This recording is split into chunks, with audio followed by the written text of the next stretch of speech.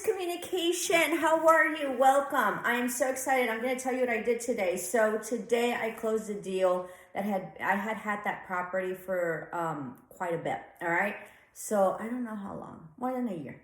But one of the deals that I had, and we were almost, we were in the process of, finishing off the transaction, and then COVID hit. So then the gentleman, the buyer, because I was representing the seller, right, of like an industrial little warehouse, okay, and it was about, I don't know, maybe like, what was it? Maybe like 7,000 square feet, which is significant for a warehouse that size, and there really isn't that warehouses that size. I can't remember, and it's very coveted and people want it. So the people that wanted it really didn't have the money because they were barely growing their business. And so we finally had someone, and then COVID hit, and then he backed out because he didn't know how the market was going to be. So very interesting. And then finally I got another and that one that fell through, that buyer was from out of town, so he just didn't want to take the risk. So I have, finally I had another buyer interested, and it was a very long process, about probably 3 months, I'm thinking.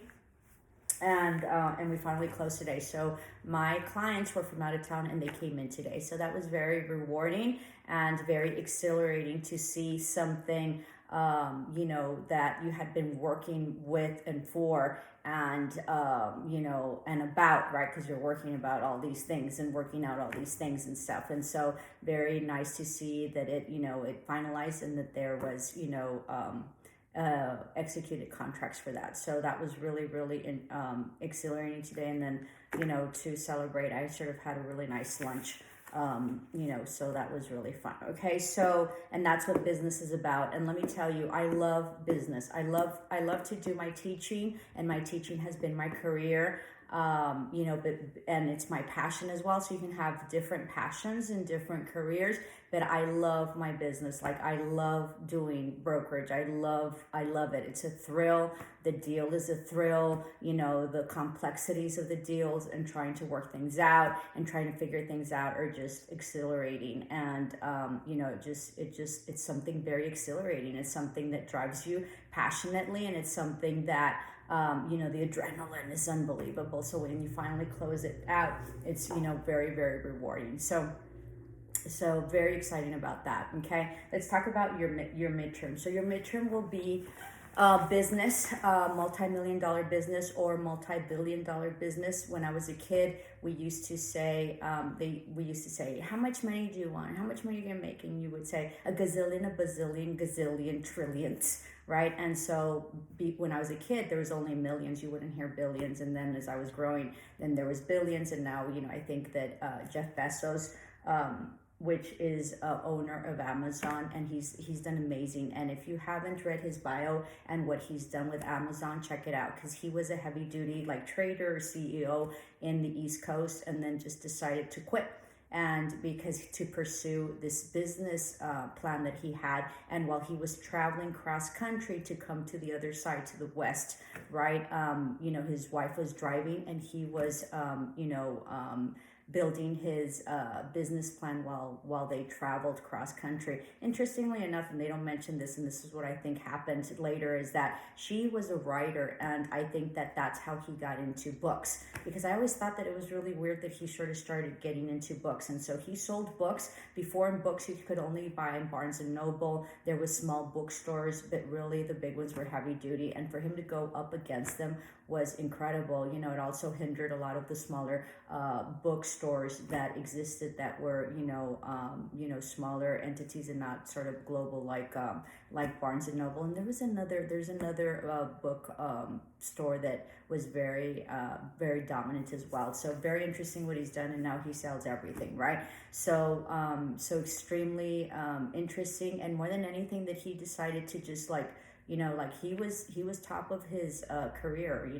I think he was a big shot CEO, and he just decided to go through his passion, and it has been very well worth his investment and his risk, right? It was a calculated risk apparently, and he's thrived and he's done exceptionally well. And that's what, you know, very high achievers do. When we were in school, we were high in our rankings, in our data. We were very high performing schools, and a lot of schools, because there's a lot of competition, right? And there was a lot of schools that used to copy us, and it was you know, it was used to get us mad because they used to steal our ideas and they used to steal our implementations. But I always used to tell my assistants, don't worry about it. They haven't thought through it. We know what to do, and we are successful because we know, and we planned it, and we thought it, and we envisioned it, and we imagined it, and we dreamed it, and we implemented, and we worked through it, and we did it. Somebody that hasn't gone through all those steps cannot be successful because they haven't gone through it completely. So you can't get from A to Z without sort of working through it, and without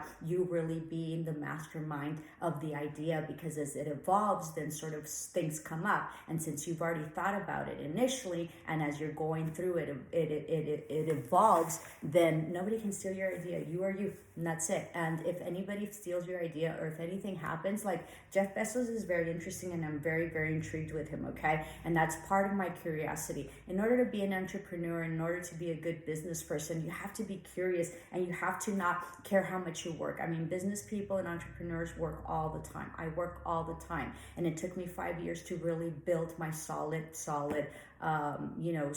business. Now, during that time, because I am fully commissioned, and you know, comment below if you know what that is. So fully commissioned means that, you know, you sell, right, or you do any type of transaction, you get paid. If you don't, you don't. And so because of the prior skills that I have in teaching, right, I taught, and even though I was a retired high school principal, I was struggling. There was a lot of changes in my life during that time, and you know, so the stability of my foundation and my economic stability was threatened, okay, when I was building my business because of some personal issues that came about. I don't want to get into that, but it happens to everybody, right? And so second time around. So anyway, so what happened is that I needed to create stability in my life in order to build my business. So even though I didn't necessarily think I was going to go back to teaching, I was a high school principal, right? I needed a steady income that would really help me, save up whatever it is that I was creating for my business, and being able to reinvest back in my business, but also to be able to eat and survive, okay? So what happened is that I went back to basics, and I said, I think I'm going to start substituting. That's how I started teaching.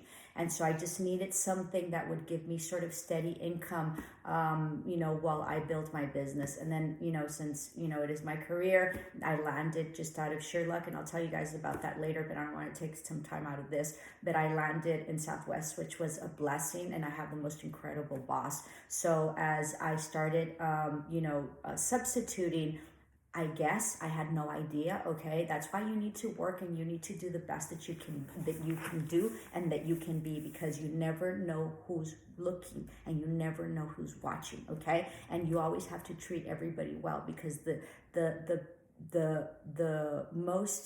the best opportunities come when you're not looking and when you least expect it, and from people you never thought. And I'm going to do a video on opportunities and missing opportunities, because opportunities don't come in attaches and suited people. They come, from people you would never expect. So what happened apparently was, in that MA, right, there was a position that opened. I don't know what happened. I don't know if somebody left or whatever. And so then I knew that somebody was watching me as I taught.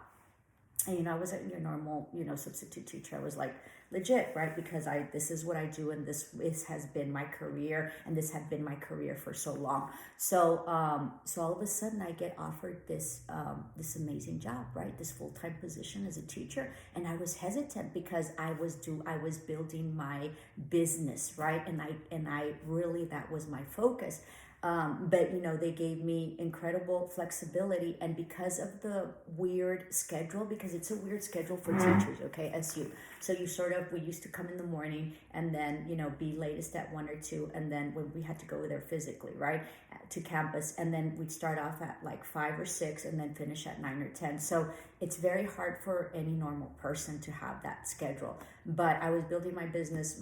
My children were already grown. I've always also really worked a lot. When I was in high school as a principal, I'd go in like late, like 8 o'clock latest. You know, in my elementaries, I used to go in by 7. Okay, and then used to not get home till like, especially if I had games, I used to not get home till like 10 or 11. I've always been a workaholic.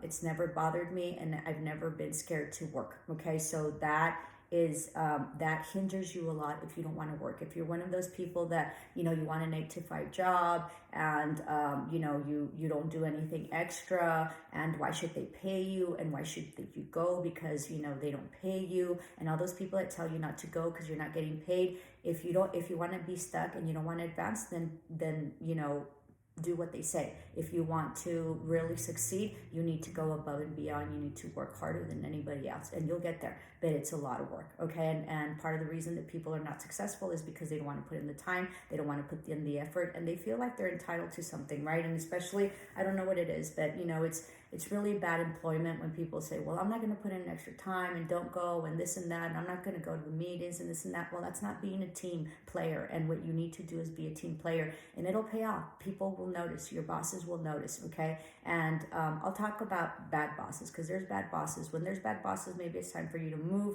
or maybe whatever, right? So anyway, so I got this amazing opportunity in SU, and I became a full-time teacher, sorry. And so what happened was that it gave me lots of, it was a weird schedule, really, in the end, because it was sort of cut in the middle, right? But for me, it worked out perfectly, because when I'd leave school, right, like at 1 or 2, depending on my schedule, and it changes every 6 weeks, then I would go visit my clients and I would work on it. And then on weekends, I'd work like crazy on bids, because that's really what I do. I'm very good at bids and everything. All your skills that you acquire, you will be able to transfer on to other work, okay? So everything transferred on to my brokerage and my real estate and being a broker. Everything that I had learned and I had become, everything transferred over. And I transferred over quite successfully and quite smoothly, okay? Now, that doesn't mean it was easy to build my business. I'm just saying that I transferred over smoothly in terms of skills. I didn't know the vocabulary. People would tell me, like, you know, like brokers would tell me, hey, Lucia, what's CAM? And CAM is like an extra, like common area charge. And so they charge you extra for, you know, the common area. And I didn't even know what the acronym was. And so everybody was very open to receiving me and very helpful, even though nobody tells you anything, because if they tell you, they give away their secrets. So there was a lot of changes. So culturally, there was a lot of changes. Teachers and principals always want to help you and they want to make you succeed, and we always give answers out. And in business, you don't give answers out. You don't give them the insight. You don't help people in that way.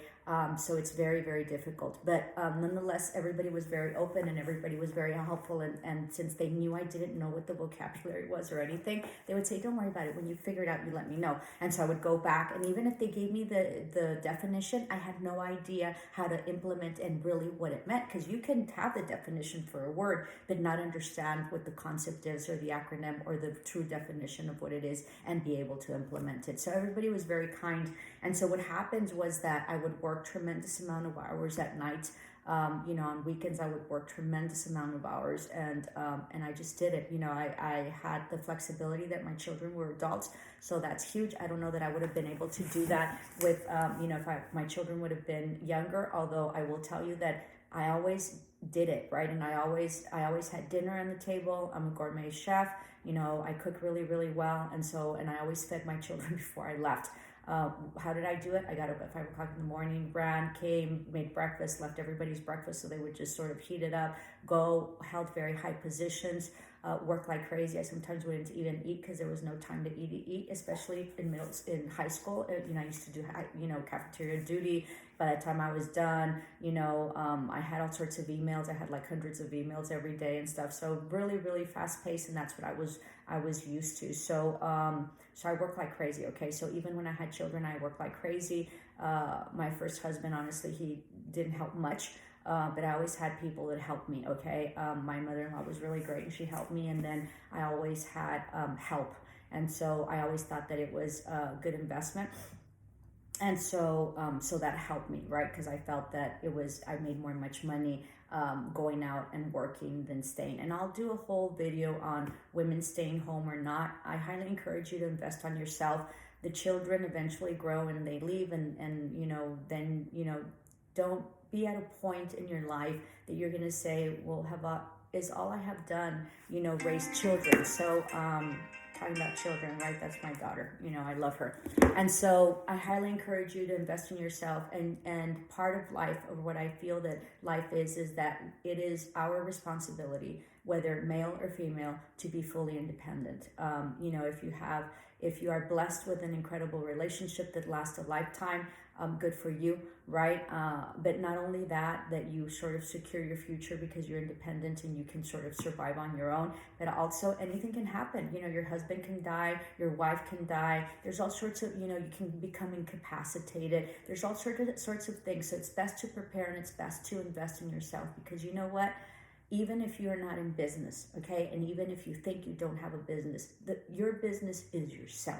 And so you, first and foremost, you are your own business. And so you have to invest in yourself. And what are you doing right now? You're going to school. Most of your VAs, have finished, your military services, and that's great. Or you're in transition to another job, or something radical happened to you where you're like, having to go back to school. Don't feel bad. This is part of your path, and this is part of the process, and you will most definitely be better off for it later. It might not seem like that right now, but it will eventually, okay? And when things like that happen, those are called tower moments in esoteric terms. And so it is because you are not moving in the direction that you're supposed to in your life path.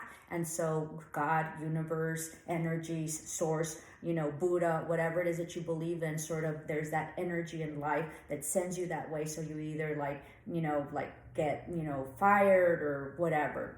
Understand the process and understand that is in your highest good. Now, if you wallow in your sorrow and are in a bed of sorrows and weeping tremendously, and you won't get up and do it, then you're going to stay there. You're not going to progress, and you're not going to do anything. But if you get up and you do, and you have a plan and you figure things out, then things really start working for you eventually. I needed stability financially, because I was going through my second divorce at the time, or not divorce, I never married the second time around.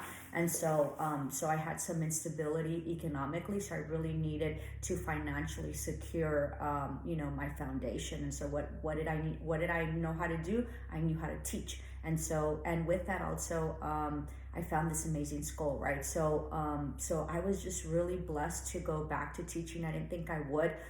Just because my last tenure was really, really hard, and people were really mean to me. And so I don't want to go through that again. And, but how life is, right? And so it is because of Southwest that I nurtured that. So, and I healed that. So very blessed to have this job that, that I am so, honored to be, I'm honored to be your teacher, and I'm honored to serve for SU, and I'm honored to get up every single morning and give class. It doesn't matter, what I do in my business, and all the deals I do, and all the people that I meet, and all the, because it's sort of fancy at times. It's not necessarily all the time, right? Not when you're doing everything at 12 o'clock in the morning, or you get mad at somebody, or somebody's trying to, jip you or con you, which I hardly don't have, but nonetheless, they're still there, or arguments that you have. There's nothing like getting up in the morning and doing your videos for your class, right? In spite of it all. So anyway, where was I? So opportunities come, and you need to take them. And so make sure that you do so. And I lost my train of thought because I was saying that. So going back to Jeff Bezos, right? So he like risked it all, and he took a calculated risk, is what it's called, right? When I took a calculated risk, I gave up school, and then I knew what I needed to do, and I wanted to go into brokerage. I started, getting my certifications because I needed to be certified. And then I went back to school to, sort of secure economically a foundation and have steady income while I built my business. And then you finally have, I have a pretty solid business now, and I'm an entrepreneur, right? So those are calculated risk. It's not like, and then I just go to hell with it, and then just sort of, oh my God, what am I going to do? Think farther along in the future, right? There was this quote that says, poor people think about,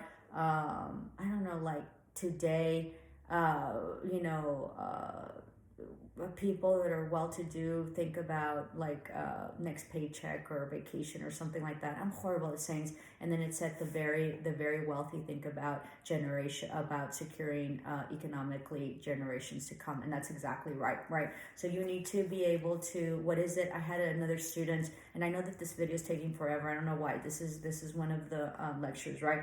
I had one of the students, and he said, Miss Sabrina, I came from a single mother, and she worked very hard, and we just really sort of survived. He said, and I never realized that that people leave legacies to their children and their family until I went to college, and I saw a friend of mine, and his parents, gave him a house and this and that. And that's when it dawned on me that it was my obligation to leave a legacy to my children. So, whatever it is that you want to do, most principally to succeed for yourself and be independent, whether you're female or male, and how badass, as women, right?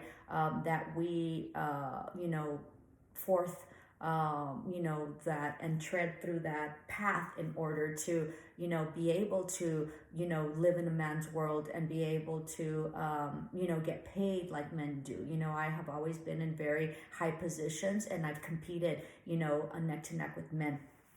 So much so that when I first divorced, we had joint custody. It's a long story, but my husband didn't have to pay me anything because I made just as much money as he did. I didn't have a problem with that. Okay. So later I made much more money than he did because he kept the house, but that's okay. I got a better house.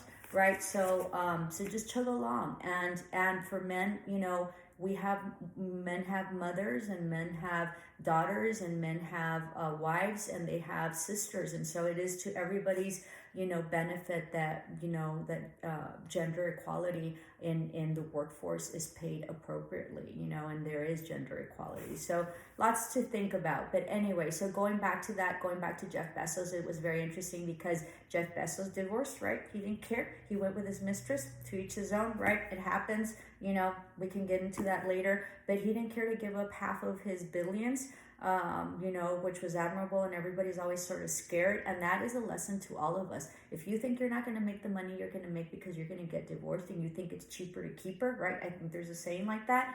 Don't do it, because it makes you miserable. And there's nothing in life than being miserable. You want to have a career, and you want to be able to work, and you want to have a passion that you so much enjoy. Like they say, if you love your job, you will never work a day in your life. And that's absolutely right. I never work a day in my life with school, and I never work a day in my life with brokerage. It is what it is. I always got up at 5 o'clock in the morning, happy. I didn't care. Like, my tenure was horrendous. They were always waiting. And, the teachers, I fought the teachers unions. It was horrendous. Okay. And they were ready to attack me. I didn't care. I enjoyed the kids, and I knew why I was there. So determine and make a goal and understand why you're there and what it is that you're doing first and foremost. And first and foremost, it has to be for you. It can't be for your family. It can't be for anybody else. Now, because of you, right, and because of what you become and what you do, your family and everybody around you,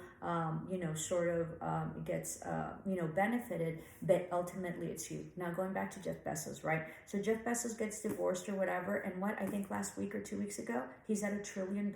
So those millions that he gave his wife to set himself free, and to spend, whatever, now he has triple, gazillion, bazillion, dazillion, trillions. I mean, nobody was ever worth trillions. So the money is amazing. The other thing about money, okay, now with COVID, is that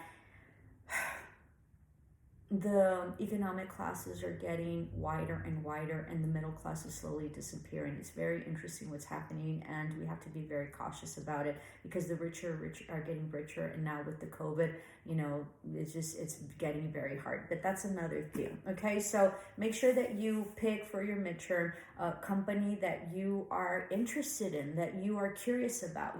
Sort of like FedEx and UPS has been very, very interesting to me. Okay, logistically, it's like, it used to be that you used to be able to, it used to take forever to get a package somewhere, and now it's overnight. How do they do that? How do they get a package overnight anywhere around the world, or anywhere, I don't know if it's around the world, but anywhere in the United States? It's crazy, right? So just logistically, how do they do that? Okay.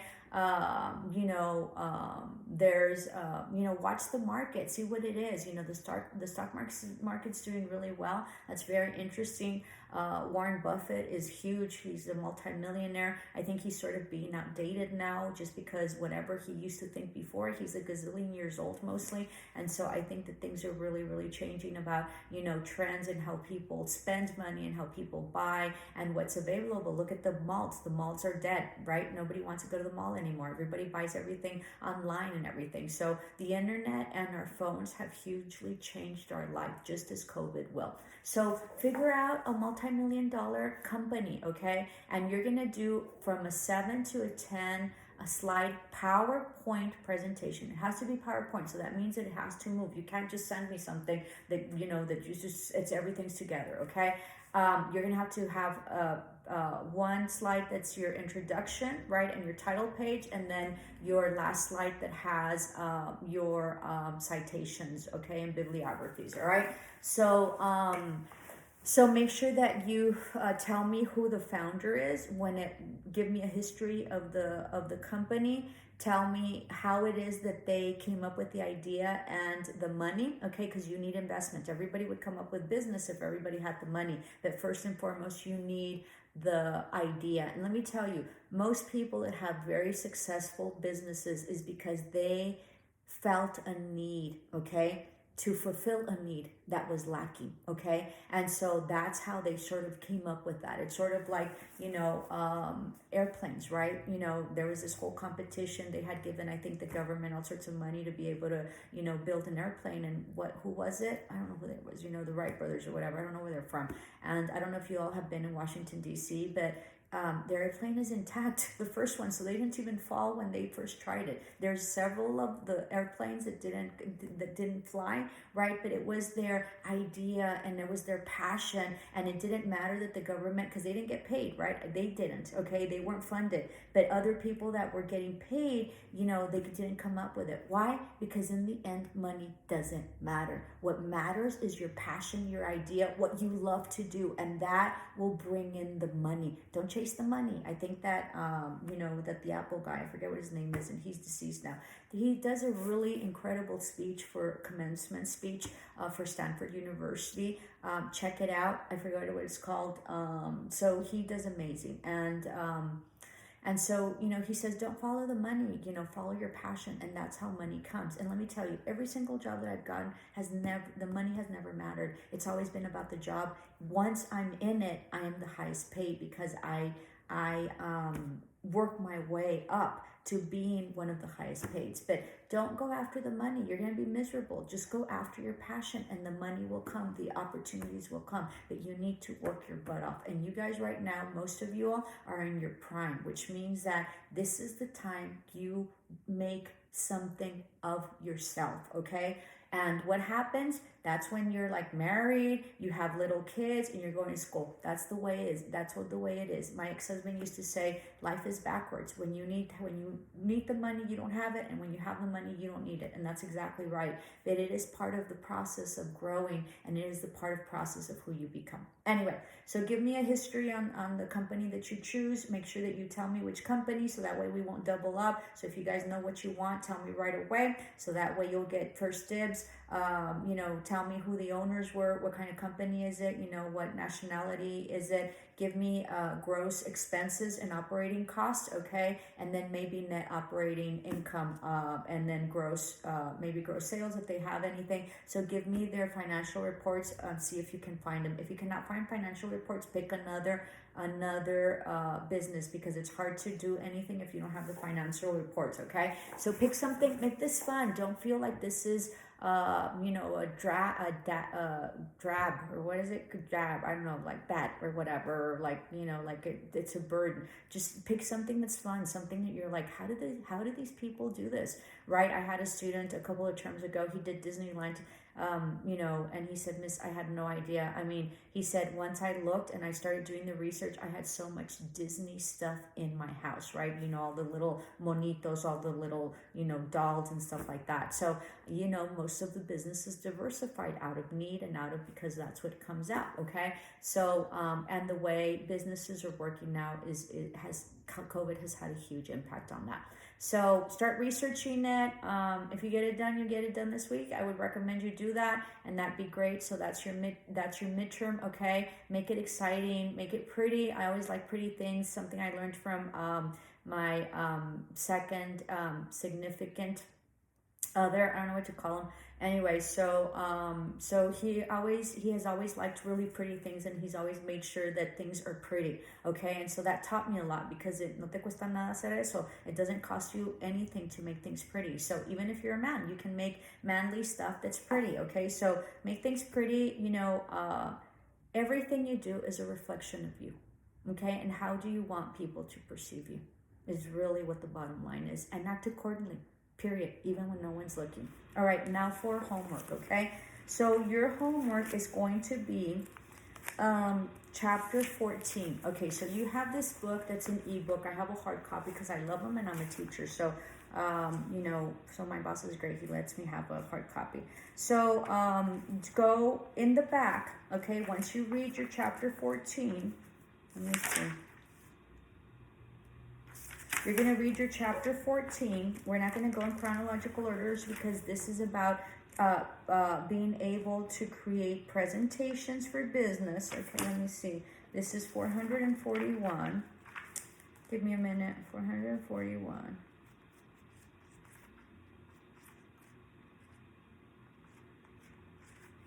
Okay, this is chapter 14 right here. And then in the back of the chapter, you're going to have learning objectives checkup. Okay? There are questions here from 1 to 24. All right? We're going to work, not harder, but don't work, I don't know, what's the saying? We're going to work smarter, not harder. Okay? So right here, you're going to copy and paste. You can handwrite it. I don't recommend it. Okay, so if you have this ebook, you can sort of take a screenshot on it, and then you can either copy and paste it and put it onto something else, onto a Word document, or you can highlight it with your editing stuff. Okay, so what you're gonna do is you're gonna write, okay, however, copy and paste your objectives, and then you're gonna put the question, and then you put the answer, whatever it is, okay, and that's it. You're gonna do objectives 1 through 14.1 through 14.5, and it's questions 1 through 25. Remember to work smarter, not harder, okay? And then from there, you're gonna go to chapter, I think it's, let me see.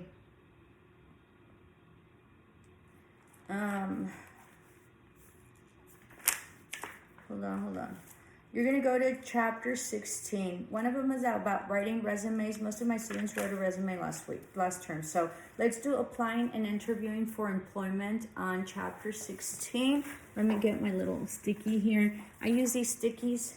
They're marvelous. I use these to tab anything that I need, and I do these to highlight as well, okay? So this is on page 514, and then is where it starts, and then you're gonna go to the back. I don't know where your back is on your ebook, okay? So it's a little off from mine, okay? And they're not the same pages, because you have a ebook and I have a hard copy. Let me see. Give me a minute. I know I'm like, then you're gonna go to learning objectives right here. Oh, Jesus. Learning objectives 538, objective 16.1 to